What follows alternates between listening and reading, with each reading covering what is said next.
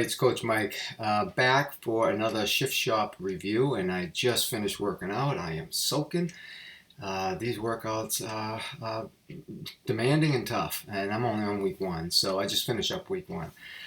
So what I decided to do, instead of doing the regular core workout, because on day 6 it's to do core and then strength 25, I decided to do what they call super shift core. So it's more of the deluxe or the advanced one. And this one definitely is one I will do going forward.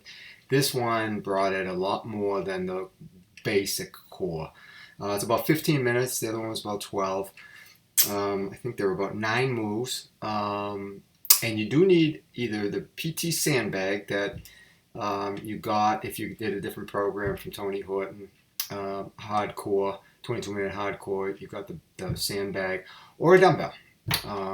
Sandbag's easier to do some of these moves, but a dumbbell definitely does work. This one I burned about over 100 calories, 105 calories this first time through. Had my heart rate maxing at 150, which is pretty high for a core workout, and the average 130. So it had me going, and I had to take a break here and there. So my goal for this program is to get through this without any breaks, right?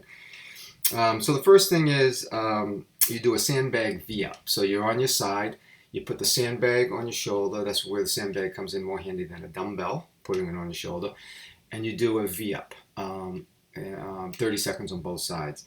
With the sandbag, I had it probably about 25 pounds. That really, I felt it.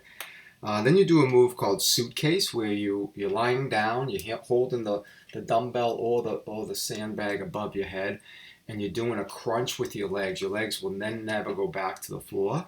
So you're kind of crunching up, and then you're taking the sandbag and trying to touch your toes.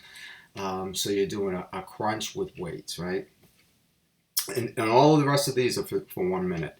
And then you're going to do what you call downing taps. So it's basically one of those oblique moves where you're lying down, sandbag or dumbbell on your chest, you're sitting up, right?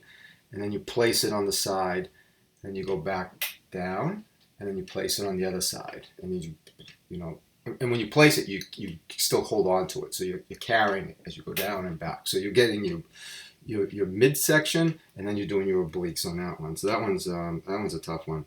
And then you do a pillow crunch, he calls it, where you're lying down, the sandbag behind your head, and you're bringing your legs up, so leg lifts, and then you're doing a crunch as well. Again, for 60 seconds. And then you're going to do crunchy climbers, he calls it. So you put the sandbag or the dumbbell down, and you're basically doing mountain climbers, but you're tapping your knee on the sandbag or the dumbbell. So gives you a little bit more focus. Again, 60 seconds. And then you do cliffhangers, so you got to get your back done, right? The back of your core. So you're doing kind of in a Superman, you're holding the weight or the sandbag.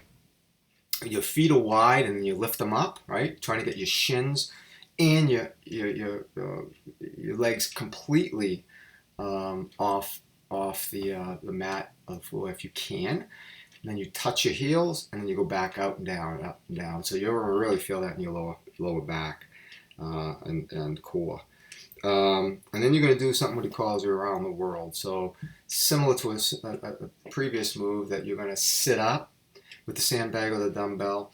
You're going to place it push it to the right, come back to the middle, come back, your legs are spread, and then to the left. So you're kind of doing fronts and the obliques as well.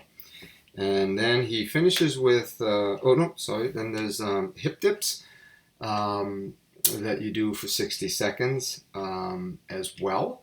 And that one, you put the sandbag or the dumbbell down, and you're doing kind of a Sagi move if you did Body Beast, where you twist it and you're getting your hips down to the ground, where this one you're going to touch the sandbag or the dumbbell.